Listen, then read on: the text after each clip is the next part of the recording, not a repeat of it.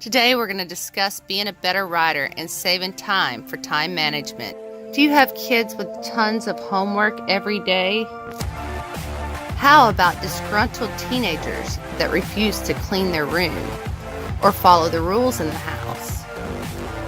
Are you going to clean this mess up anytime this year?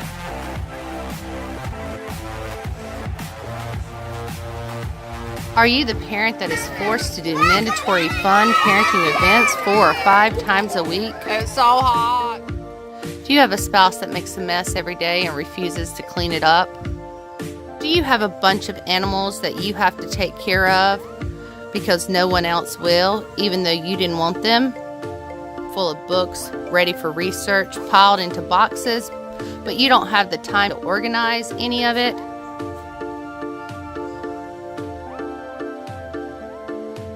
Is your laundry room full of half-folded laundry and a dryer full of clothes that needs taken care of? Do you have a full-time job and 1,000 emails to look through every morning? Sometimes it's hard to manage our time. Our time by setting up our Word documents. This is the running head. You see at the top, different first page. If you click that, you can have a different first page on your title page than the other pages. This is a quick and easy fix. I also like to set up my APA templates with a reference page with some sample references on the reference page. We're going to scroll down. On here you'll see I have a dissertation, a website, a book, all kinds of different references. That way I can always go back and look and see how they're formatted. This will remind me of what the APA style looks like. Now we're going to go up to File and look at options for proofing. If you set up your Word to proof this document prior, this will save you a lot of time. So hit File, then Options. Under Options, there's Proofing. You can click on the autocorrect options to make sure that it's autocorrecting normal things like you'll see capitalized first letter of the sentence. Also, if you scroll all the way down, when correcting grammar and spelling, you can check Grammar and Style. Or if you have New Word, it's Grammar and Refinements.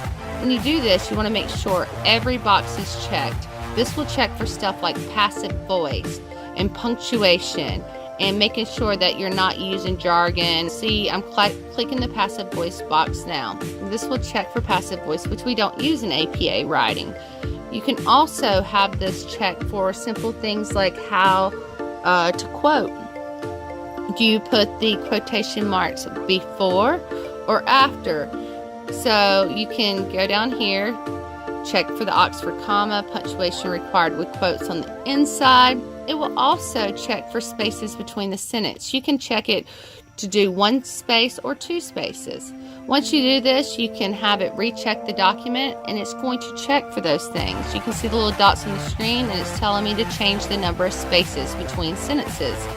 This will check all your documents in the future if you have this set up and you save this document. So what I do is I have a APA template that I use for every paper, and I can change the running head and I can change the title of the paper, and I can use the references as a sample for how to write future papers. And this helps me save time each paper because all of this stuff is checking over and over again. And this helps me with my grammar because it's looking at stuff like active voice, passive voice. It's checking those small things that are looked at in a paper. I'm just running through it again to show you how to get there. It's all under proofing. This will save you a lot of time and you'll do a lot better with your writing. This is one little trick one of my professors showed me during my master's program, and it has helped me write good papers.